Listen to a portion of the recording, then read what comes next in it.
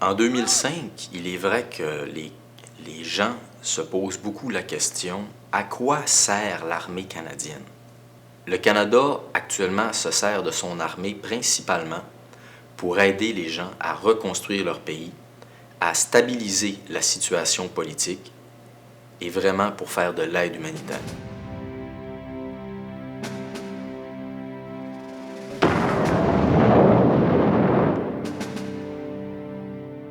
Lorsque j'étais en Bosnie, nous étions là-bas pour reconstruire des écoles, reconstruire des hôpitaux, des réseaux d'aqueducs, des routes.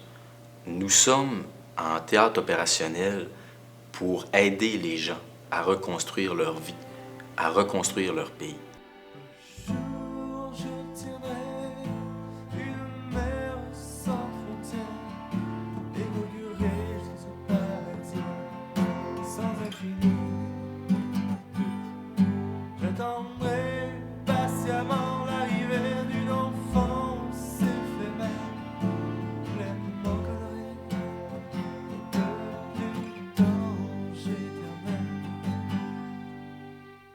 Rien ne changera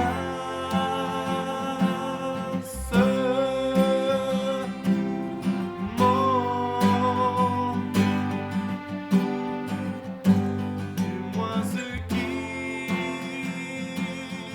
en est. Il n'y a pas d'armée en Haïti. Le monde vit là-bas dans une insécurité à cause qu'il y a beaucoup d'armes en circulation, sans trop savoir d'où ça vient. Puis c'était ça justement notre mission, c'était de faire du désarmement. Non, les armes se cachaient chez du monde, puis le monde venait nous passer l'information. Ils n'étaient même pas gênés, on n'avait même pas besoin d'aller les voir. Ils venaient directement nous voir, puis demandaient à parler à quelqu'un qui pourrait les comprendre, puis nous disaient où étaient les armes, pourquoi, pour la sécurité de leurs enfants, pour leur sécurité personnelle, comme ça qu'ils sauraient que dans leur quartier, ce serait moins dangereux. L'ONU existe aujourd'hui parce que on s'est rendu compte qu'un pays ne pouvait pas décider de l'ensemble du sort de l'humanité. On a vu trop souvent par le passé ce qu'on appelait l'unipolarisme, c'est-à-dire le fait qu'un pays domine le monde et impose ses valeurs. On s'est rendu compte que ça a donné lieu à des guerres, des conflits, des mésententes. La raison principale qui a motivé la création des Nations Unies, c'était la fin de la Deuxième Guerre mondiale et de dire plus jamais ça. Dans certains cas, on a reproché aux Nations Unies d'être trop lent à intervenir, alors que, à la face du monde, des milliers de personnes souffraient, mouraient tous les jours.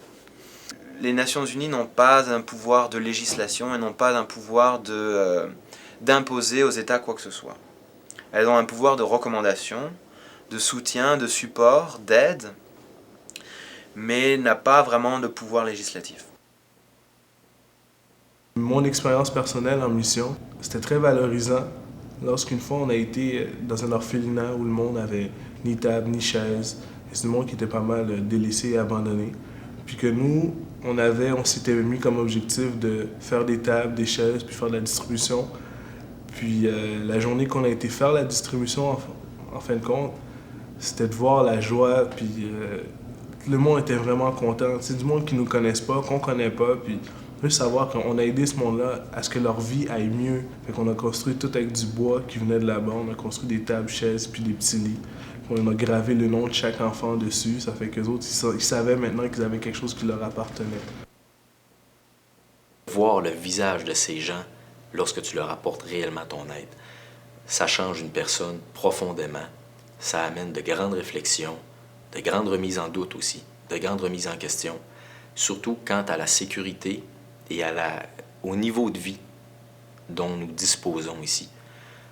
Trop souvent, les gens ont tendance à prendre pour acquis la stabilité et la beauté du monde dans lequel nous vivons ici au Québec. On ne fait pas ça pour avoir des compliments ou des félicitations. On y va parce qu'on croit que c'est la meilleure chose à faire. Je pense que tous les pays occidentaux doivent vraiment se rendre compte de la chance qu'on a d'être né dans un pays de liberté. Et on a une responsabilité en tant que tel de s'informer de ce qui se passe dans le reste du monde et si on peut, de s'impliquer.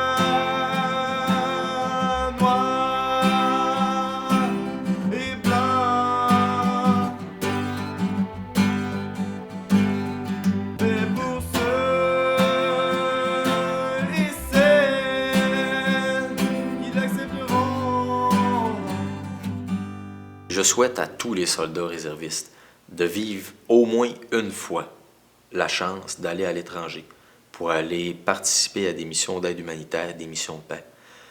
Parce que le fait de pouvoir aider concrètement des gens, ça procure un sentiment de bien-être et de fierté et de satisfaction très profond. Ça change ta façon de voir, ça change ta façon de vivre. Et surtout, c'est un cadeau énorme qu'on se fait à soi-même. Alors, je souhaite à tout le monde d'avoir le courage, le temps, la disponibilité d'aller un jour vivre ça, sentir le bien qu'on peut faire à l'étranger. Souvent, les gens attendent de se faire dire quoi faire. Souvent, les gens attendent qu'il se passe quelque chose. Mais avec mon expérience, j'ai pu réaliser que tout n'en tient qu'à nous. Il n'en tient qu'à nous de déterminer et de décider ici et maintenant quelle action on veut poser et comment. Si on désire améliorer le monde, il n'en tient qu'à nous. J'aimerais par une paisible nuit apercevoir notre précieux espoir rayonner tel un doux baiser ensoleillé, comblant une fois pour toutes ce manque d'amour entre différents et brisant à la fois les lois de la conformité. Sommes-nous prêts?